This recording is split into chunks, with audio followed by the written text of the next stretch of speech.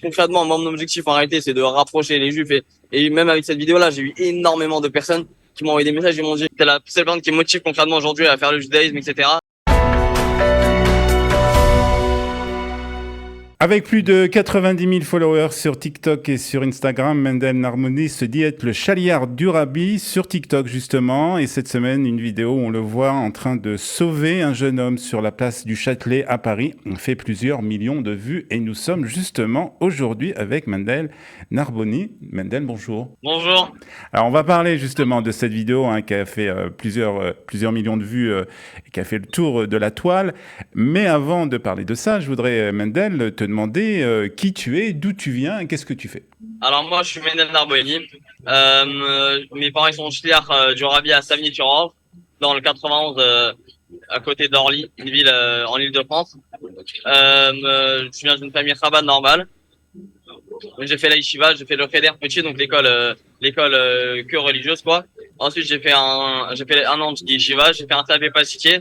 Et après ça, j'étais toujours passionné par les réseaux sociaux et c'est toujours mon rêve qui est un religieux sur les réseaux. Et donc je me suis lancé. J'ai eu un copain en fait qui a fini la yeshiva avec moi. Nous on avait terminé la yeshiva, lui il savait faire du montage, il savait faire tout ce qui est partie logistique, etc.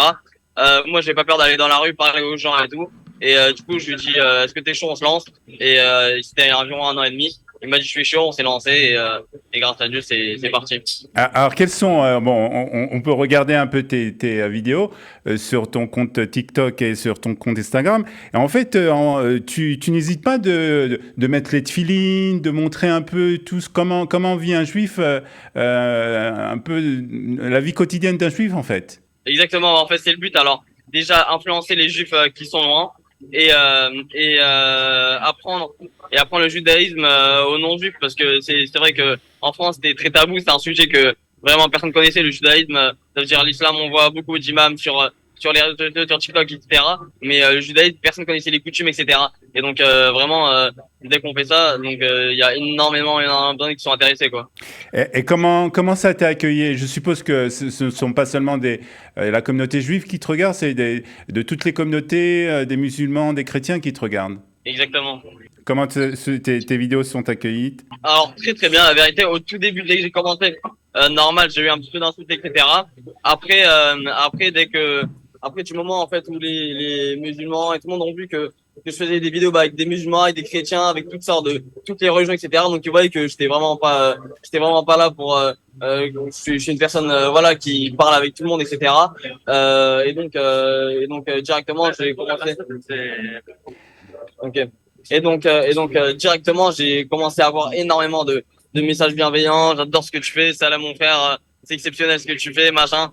Des bénédictions des musulmans, vraiment de tous les pays, du Maroc, d'Algérie, et voilà, c'est exceptionnel quoi. Alors dis-moi, donc j'ai parlé de cette vidéo qui a été vraiment fait le tour de la toile, où on voit donc justement un homme qui visiblement va s'immoler, va se brûler. Hein. Il est sur la place, je pense que ça se passe à Paris, sur la place du Châtelet. On le voit en train de se verser un liquide sur le corps, sur la tête, et de pratiquement allumer une allumette. Et toi, tu interviens. Alors comment ça s'est passé cette scène? Explique-nous. Exactement. Alors moi en fait j'étais en tournage à Châtelet pendant ce moment-là et j'ai terminé mon tournage et donc bon j'allais partir de Châtelet quoi et là bah à ce moment-là je vois une personne avec une gourde quoi une gourde à essence et donc j'ai directement compris. Enfin au début je me suis dit à la première seconde quand je l'ai vu j'ai dit bon c'est peut-être un défoncé qui se met un peu d'eau parce qu'il a froid parce qu'il a chaud quoi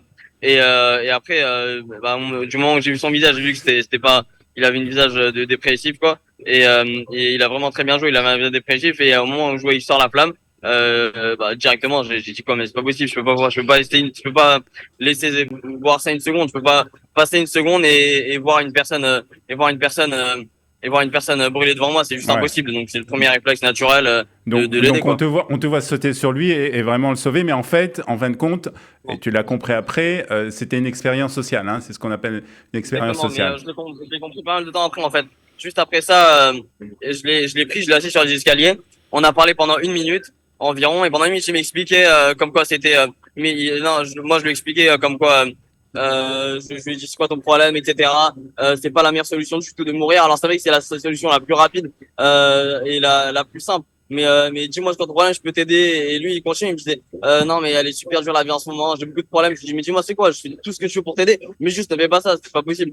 Et après une minute comme ça, enfin au milieu déjà il y a deux dames qui sont venues et qui nous ont demandé comment ça va, qu'est-ce qui se passe, est-ce que vous avez besoin qu'on appelle la police ou quoi. Je lui ai dit non, ne vous inquiétez pas, je suis avec lui. Et juste après, il m'a montré que c'était une vidéo et on les a vus de loin et ils étaient encore en train de s'inquiéter. Et donc on est parti les voir et on leur a dit que c'est une vidéo. Et ils avaient déjà appelé la police et les pompiers, les ambulances, etc. Ouais. Ils étaient en chemin, du coup ils ont rappelé pour dire que c'était une vidéo quoi. Alors quand même, ce qu'il faut dire quand même, c'est que c'est vrai qu'il y a des personnes qui ont réagi après, mais sur le moment, au moment où la personne, cet acteur en fait, se jette donc ce liquide sur la figure, sur le corps, il n'y a pas beaucoup de personnes qui réagissent en fait à ce moment-là. Tu es la seule personne qui Exactement, réagit. il y a pratiquement personne qui réagit. Il y a juste deux dames qui sont venues pendant que moi j'étais avec lui. Et il y avait des vannes qui filmaient, qui rigolaient, etc. Mais moi j'étais choqué en revoyant la vidéo. Sur le coup, je j'ai pas remarqué ça parce que enfin, je suis juste passé et donc j'ai sauté sur lui comme ça. C'était vraiment rapide quoi.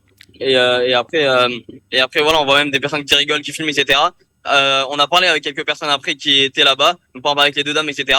Alors il y en a, ils m'ont dit bah on a eu peur, on s'est dit tester un attentat en fait. Ouais. Et donc on n'a pas bougé, on a eu peur. Mm. Après il y en a, ils m'ont dit bah comme on a vu que vous avez réagi, alors on n'a pas réagi, mais moi j'ai réagi vraiment au moment où il a mis la flamme quoi. Ça veut dire que normalement du moment où tu vois quelqu'un avec en train de se renverser l'essence, tu viens et tu vas voir s'il va bien quoi. Alors, qu'est-ce que tu as ressenti à ce moment-là? Le fait que ça soit, tu es avec la kippa à Paris, tu as l'aspect comme ça d'un juif religieux. Qu'est-ce que tu as ressenti quand tu as fait ça? Alors sur le coup au départ j'ai eu peur, mais au début j'ai eu peur, moi, j'ai une montée d'adrénaline quoi. Je me suis Ouais, dit c'était un peu mais je me suis dangereux, dit c'est peut-être que. impossible de voir ça quoi. Et j'ai sauté sur lui, Mhm. je me suis dit c'est pas possible quoi. Jamais ça va arriver ça devant moi quoi. Ouais. En fait, tu voulais vraiment sauver la vie. Est-ce qu'il y a quelque part, tu penses que c'est un Kiddush Hashem ce que tu as fait? Alors oui, ça a un Kiddush Hashem concrètement parce que on voit que personne n'a réagi. Le seul qui a réagi, c'est un juif avec la kippa quoi. Donc on dit les seuls qui ont de la peine, la rachmanout et tout, ben c'est les juifs quoi. Mhm. Très bien. Alors, Mais après c'est vraiment l'esprit parisien de chacun sa vie. Moi je fais ma vie, toi tu fais ta vie et voilà quoi. Bon c'est pauvre mais ouais. voilà. Alors, je t'ai pas demandé ton âge, Mendel. J'ai 18 ans. 18 ans. Alors, est-ce que tu voudrais, je suppose que tu vas continuer parce que c'est quelque chose que tu es fort dans ça et ça marche bien. Est-ce que tu penses pas que tu pourrais utiliser ce moyen donc de TikTok, de ces réseaux sociaux, peut-être aussi pour inciter ceux qui te regardent et plus particulièrement la communauté juive avec qui te regarde à peut-être faire son allié en Israël? Moi déjà je fais pas Malia tout de suite parce que justement je suis chliard donc moi le but c'est de on éteint la lumière à la fin et on ferme la porte et on n'accorde pas tout le monde avec ma chia. Donc avant le but bah déjà c'est qu'ils se rapprochent puisque nous on est en France, il y en a plein même s'ils viennent en Israël mais ils vivent pas comme des juifs. Vaut mieux pour un moment qu'ils sont en France mais qu'on est là on les influence et ils évoluent tous les jours plutôt qu'ils viennent en Israël mais qui changent pas concrètement qu'ils évoluent pas. Donc concrètement, mon objectif en réalité, c'est de rapprocher les juifs et même avec cette vidéo-là, j'ai eu énormément de personnes qui m'ont envoyé des messages et m'ont dit c'est incroyable, tu m'as motivé pour mettre les tefilines, etc. Maintenant, je commence à mettre les tefilines tous les jours grâce aux vidéos. Est-ce que McDo c'est permis? Il y en a plein qui me disent j'ai arrêté de manger McDo, je savais pas que le poisson c'était interdit, que le fish c'était interdit, et voilà, il y en a une qui me disent que pour moi les religieux c'était tous des fous un peu, des gens coincés, etc. Je vois que vraiment t'es une personne exceptionnelle. T'es la seule personne qui me motive, t'es la seule personne qui me motive concrètement aujourd'hui à faire le judaïsme, etc. Mendel, on va te souhaiter bonne chance. Je sais que on t'a vu, en tout cas pour ceux qui te suivent, et depuis quelques jours je te suis, donc je t'ai vu que tu es actuellement en Israël, tu as été hier au Kotel, etc. Donc continue à faire des belles vidéos comme ça. Et merci beaucoup d'avoir été avec nous, Mendel. Merci beaucoup, avec plaisir.